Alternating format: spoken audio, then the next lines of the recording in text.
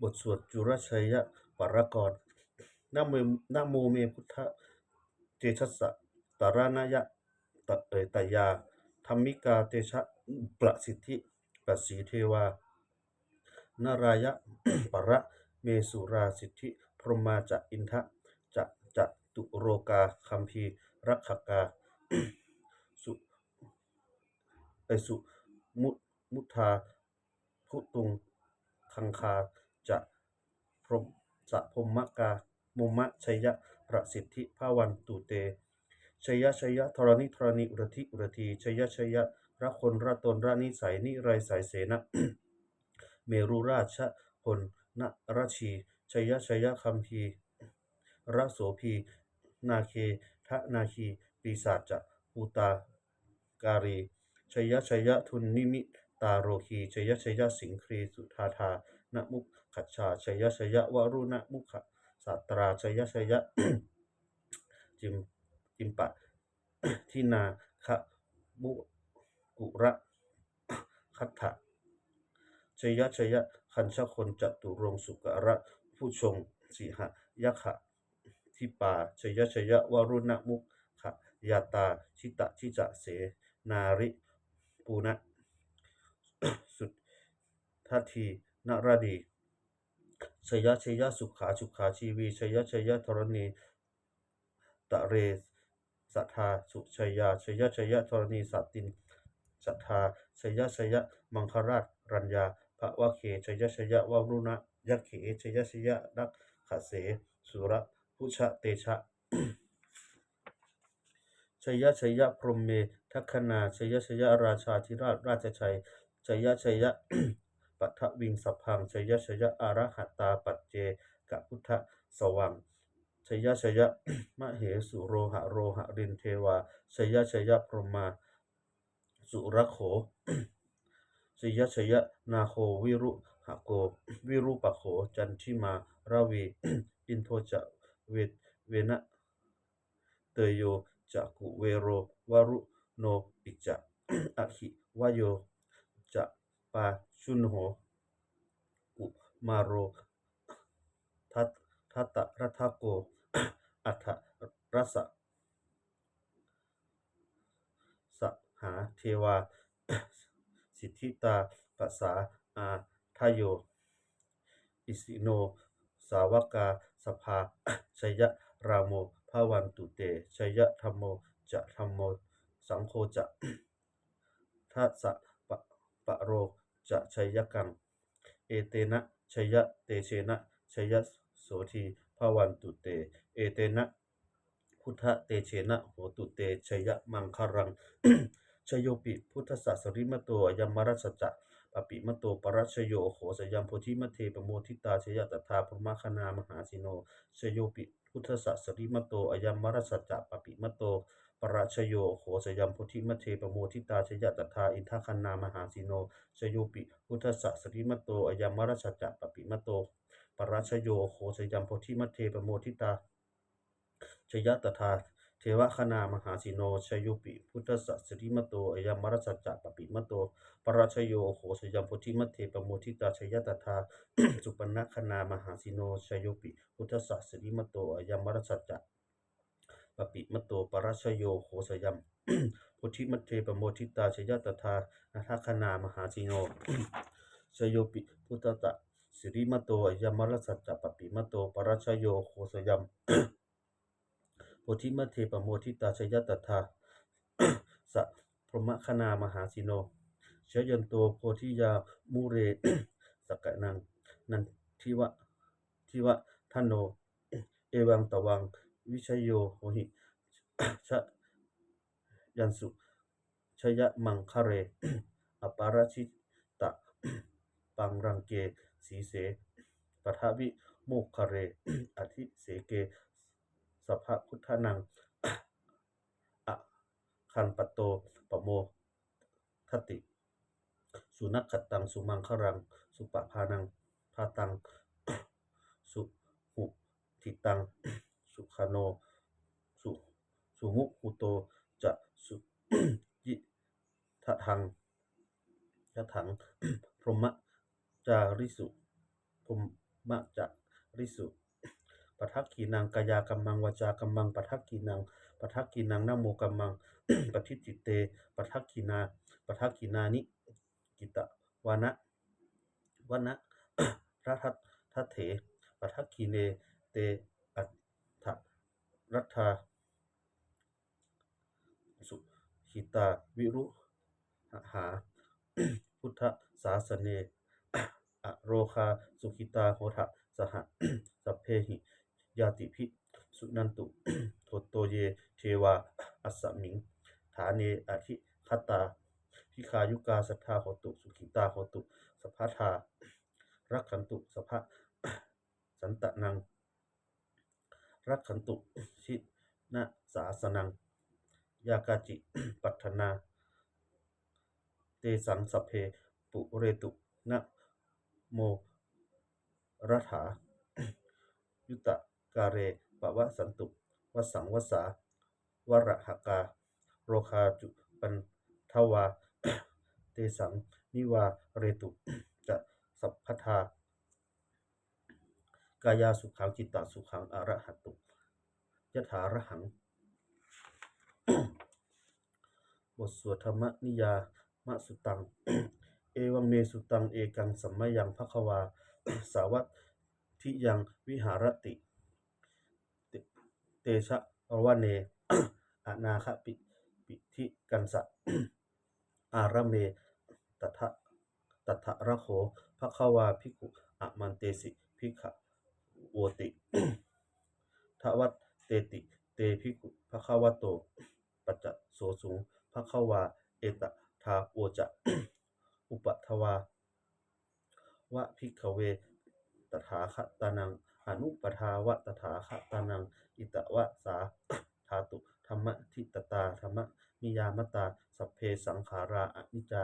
ตังตถาคโตอภิสัมพุทยติอภิสัมเมติอภิสัมพุทธิตวาอภิสัมเมตวา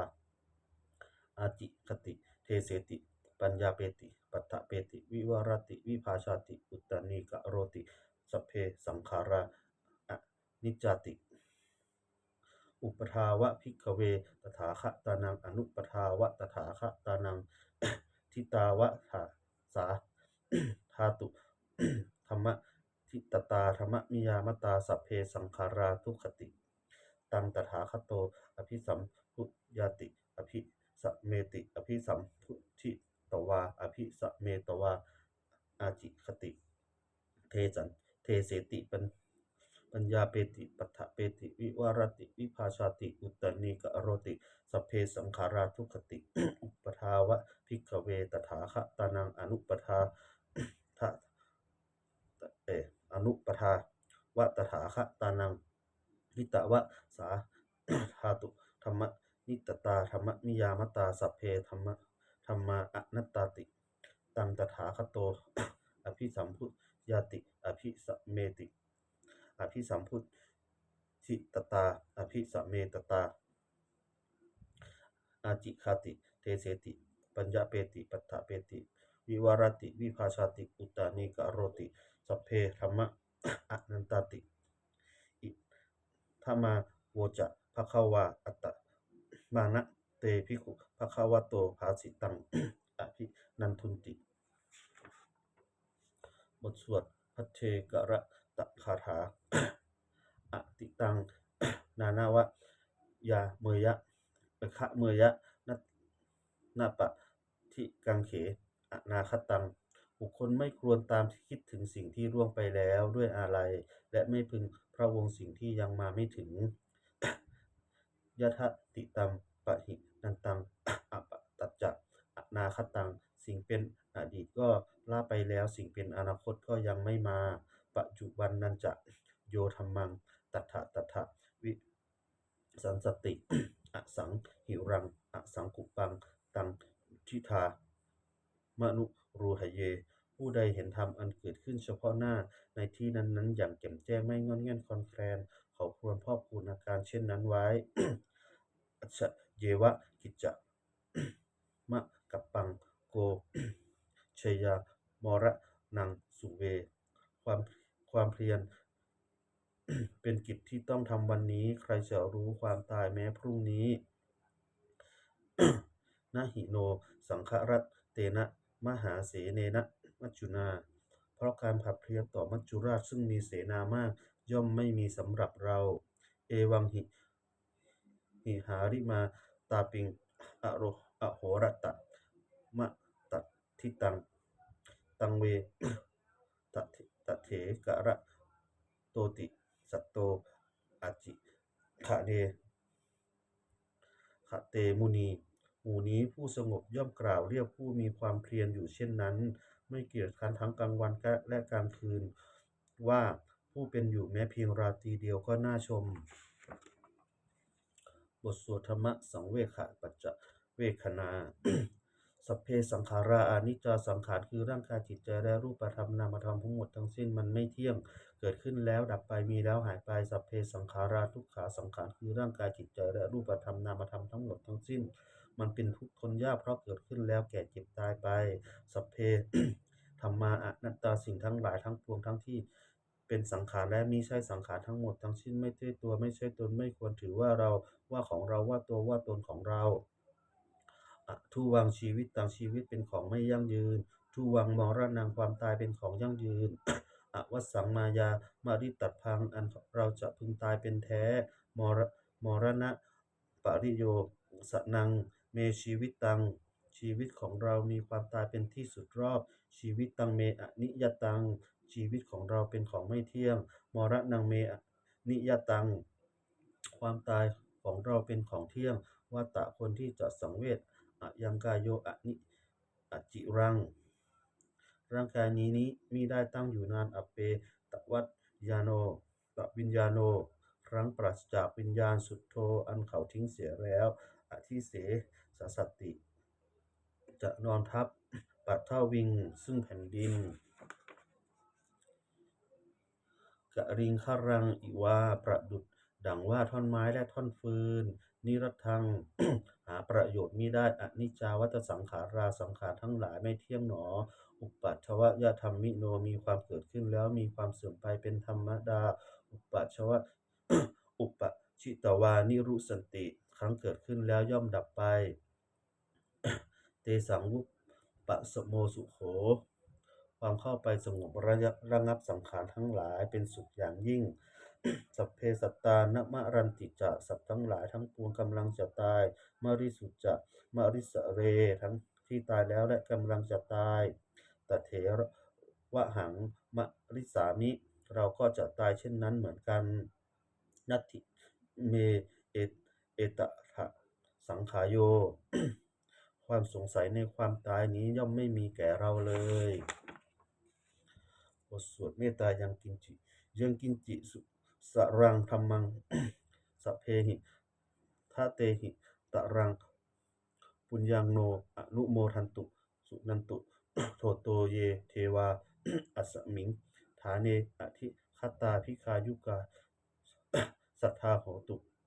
สุขิตาโหตุทุกขาปะมุนจันตุมาตาปิตาสุขิตาโหตุทุกขาจะปะมุนจันตุสัพเพยติกาสุขิตาโหตุทุกขาปะมุนจันตุสัพเพอะยาติกาสุขิตาโหตุทุกขาปะมุนจันตุสัพเพปิชาสัพเพยัคขาสัพเพเปตาสุขิตาโหตุทุกขาปะมุนจันตุสัพเพอาจาริยุชัยยายะสุขิตาโหตุทุกขาปะมุนจันตุสัพเพนักขัตตาสุขิตาโหตุทุกขาปะมุนจันตุสัพเพเทวาสุขิตาโหตุทุกขาปะมุนจันตุสัพเพสามตินังสามมิตรชัยตุโว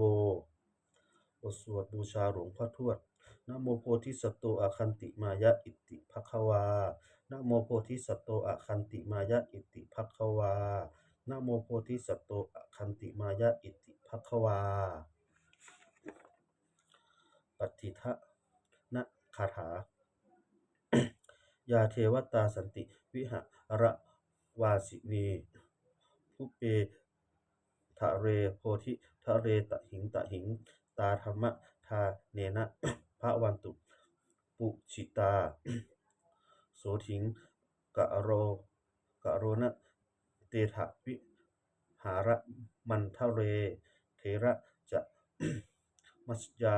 นาวกาจะพิขโว สารนิกาทานะปฏิอุปสกาข้ามาจะเทสะ นิข้ามาจะอิสราสัปปนาสัปปันสะสัมปนาพุตาสุขิตาภวันตุเตชะระพุชชาเยปิจะ อัฏฐสัมภวา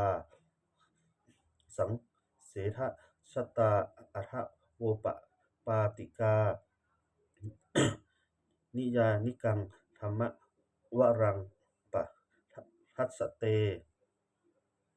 จิตตะจะเตสัพเพปิทุกขัสสะกะโรตุสังขายัง ธาตุจิรังสตังธัมโมธรรมทาราจะปุคารังคาราสังโฆโหตุสมัตโควะอัสสายะจะหิตายะจะอัมเหรักขตุสัมสัมธัมโมสัพเพปิธัมมะจาริโน วุทิงสัปปะ ปุเยยามะธัมเมอริยะปะเวทิเตสัปปนาโหตุสัพเพปิปานิโนพุทธศาสเน สัมมาทานังทารังปะเวสตโตกาเรเทโวปะวะสตุวุธิภาวะยาสตานัง สามิทังเนหุเตตุเมทานิงมาตาปิตาจะอัตตรัชชังจิตจะยังรักขันติ ปุตตะกังเอวังธัมเมนะราชาโน ปะชังรักขันตุสัพพทาเทวตา อุโยชนะคาถาทุกขปัตตาจะ ทุกขปัตจะนิทุกขา พยปัตตาจะนิพยาโสกปัตตาจะนิโสกาโหตุสัพเพปิปานิโน เอตตาวตาจะอัมเหหิสัมภัตตัง ปุญญสัมปะทังสัพเพเทวา นุโหทันตุสัพพะสัมปติสิทธิยา ทานังทะทันตุ สัทธาทายะสิรังรักขันตุสัพพทา ภาวนาทิรตาโหตุคันทสุเทวตาคตาสุมังคระคาถาโหตุสัพพังสุมังคารังรักขันตุสัพพเทวตา สัพพพุทธังนุภาเวนะโหติโหตุนิรันตรังโหตุสัพพังสุมังคารังรักขันตุสัพพเทวตา สัพพธัมมังนุภาเวนะโหติโหตุนิรันตรังโหตุสัพพังสุมังคารังรักขันตุสัพพเทวตา สัพพสังฆังนุภาเวนะโหติโหตุนิรันตรังสัพเพพุทธาภรปัตตาปัจเจกานัจจยังพรังอรหัตานัตตะเตเชนะรักขันพันธมิตรสัพพโสสัพเพพุทธาภรปัตตาปัจเจกานัจจยังพรังอรหัตานัตตะเตเชนะรักขันพันธมิตรสัพพโสสัพเพพุทธาภรปัตตาปัจเจกานัจจยังพรังอรหัตานัตตะเตเชนะรักขันพันธมิตรสัพพโสสัพเพพุทธาภรปัตตาปัจเจกานัจจยังพรังอรหัตานัตตะเตเชนะรักขันพันธมิตรสัพพโสสัพเพพุทธาภรปัตตาปัจเจกานัจจยังพรังอรหัตานัตตะเตเชนะรักขันพันธมิตรสัพพโสสัพเพพุทธาภรปัตตาปัจเจกานัจจยังพรังอรหัตานัตตะเตเชนะรักขันพันธมิตรสัพพโสสัพเพพุทธาภรปัตตาปัจเจกานัจจยังพรังอรหัตานัตตะเตเชนะรักขันพันธมิตรสัพพโสสัพเพพุทธาภรปัตตาปัจเจกานัจจยังพรังอรหัตานัตตะเตเชนะรักขันพันธมิตรสัพพโสสัพเพพุทธาภรปัตตาปัจเจกานัจจยังพรังอรหัตานัตตะเตเชนะรักขันพันธมิตรสัพพโสสัพเพพุทธาภรปัตตาปัจเจกานัจจยังพรังอรหัตานัตตะเตเชนะรักขันพันธมิตรสัพพโส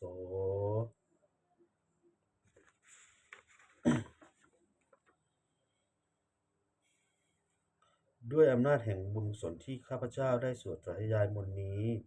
ข้าพเจ้าขอน้อมเกล้าทูลถวายเป็นพระราชกุศลแด่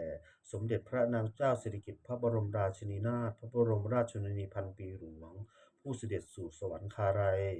ขออานิสงส์แห่งบุญกุศลนี้จงเป็น สัตย์สิริมงคลแก่ข้าพเจ้าให้แคล้วคลาดปลอดภัยจากทุกโศกโรคภัยอันตรายทั้งปวงให้มีแหล่งรายได้อันสุจริตมั่นคงเป็นสัมมาอาชีพอันชอบธรรมคำว่าไม่มีอดอยากยากจนขออย่าได้มีแก่ข้าพเจ้าขอให้ข้าพเจ้ามีสัมมาทิฏฐิตั้งมั่นในพระธรรมคำสอนแห่งองค์สมเด็จพระสัมมาสัมพุทธเจ้าดำรงอยู่ในความดีงามตลอดกาลนานอีกทั้งขอเทพเทวดาทั้งหลายผู้ได้อนุโมทนาสาธุการในบุญกุศลนี้